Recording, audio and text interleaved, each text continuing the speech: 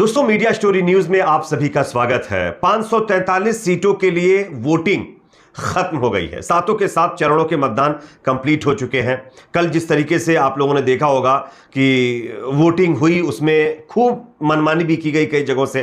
खैर, उसके बाद एग्जिट पोल भी आप लोगों ने देख लिए हैं।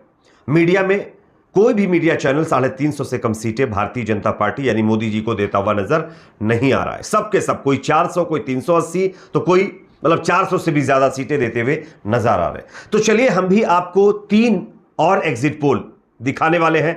इन एग्जिट पोल के मुताबिक बीजेपी एनडीए वर्सेस इंडिया गठबंधन या अदर, किसके खाते में कितनी सीटें जा सकती हैं, इसके आंकड़े बताने जा रहे हैं। इसके साथ साथ 3 और अहम खबरें आपके सामने मैं रखने वाला हूं। जो मीडिया के द्वारा एग्जिट पोल बताए गए हैं, दिखाए गए हैं, उस पर कांग्रेस पार्टी का रिएक्शन भी आया है। साथ ही साथ उत्तर प्रदेश के रायबरेली से एक खबर आ रही है, जहां पर ईवीएम के स्ट्रांग रूम की निगरानी करने वाले एक पुलिस अधिकारी की मौत की खबर सामने आ रही है। खैर, इस पर आगे हम आपको विस्तार से जानकारी देंगे। उससे पहले आपका अपना प्रेडिक्शन क्या कहता है दोस्तों? इस बार किसके खाते में कितनी सीटें जा सकती हैं, India versus NDA? Comment section में अपना फीडबैक जरूर दीजिए। वीडियो को ज्यादा से ज्यादा शेयर करिएगा।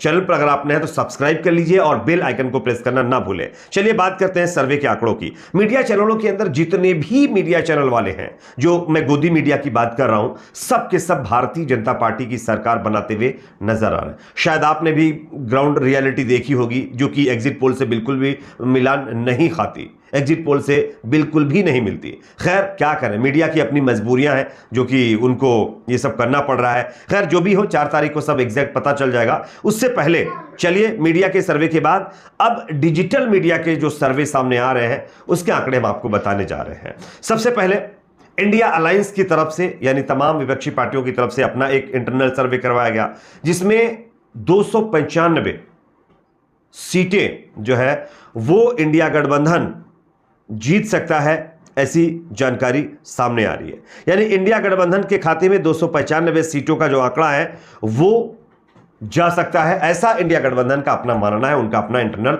सर्वे बता रहा है। चलिए उसके बाद हम बात कर लेते हैं डिजिटल मीडिया की। सबसे पहले जर्नो मिरर, जो एक डिजिटल प्लेटफॉर्म है, यहां पर भी सर्वे किया गया है।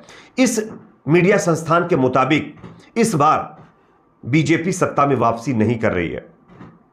यहां पर इंडिया गठबंधन 270 से ज्यादा सीटें जीत सकती है, जबकि एनडीए यानी बीजेपी एनडीए के खाते में 240 सीटें जाने की संभावना है। अदर के खाते में 43 सीटें जाने की यहां पर संभावना भी बताई जा रही है। तो कहीं ना कहीं जर्नो मिरर का जो सर्वे है, जो आंकड़ा है, वो ये बता रहा है कि इस बार इंडिया के अंदर इंडिया गठबंधन की ही जीत होने वाली है। दूसरा आंकड़ा जो कि जनता पोल बताया जा रहा है, इसके मुताबिक भी भारतीय जनता पार्टी को अच्छा खासा नुकसान हो रहा है। पहले हम बात कर लेते हैं इस सर्वे के वोट शेयर की।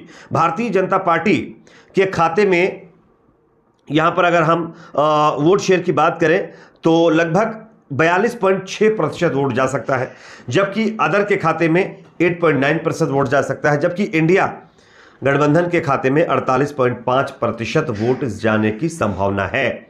ये आंकड़ा जो है जनता पोल का है। उसके बाद सीटों की बात करें तो इंडिया गठबंधन को 284 सीटें, एनडीए को 229 सीटें और अदर के खाते में 30 सीटें जाने की संभावना यहां पर भी बताई जा रही है। तो कहीं ना कहीं ओवरऑल हम अगर देखें तो इंडिया गठबंधन को यह सर्वे भी सरकार बनाता हुआ दिखा रहा है। चलिए, दूसरा सर्वे हो गया है।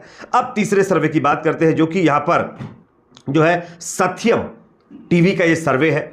इस सर्वे के मुताबिक भारतीय जनता पार्टी सत्ता से बेदखल होती हुई दिखाई दे रही है, और इनका भी यह दावा है कि यह ग्राउंड पर किया गया सर्वे है। हम एसी रूम में बैठ करके या हाईवे पर जाते जाते इस तरीके से माहौल देख करके सर्वे नहीं करते।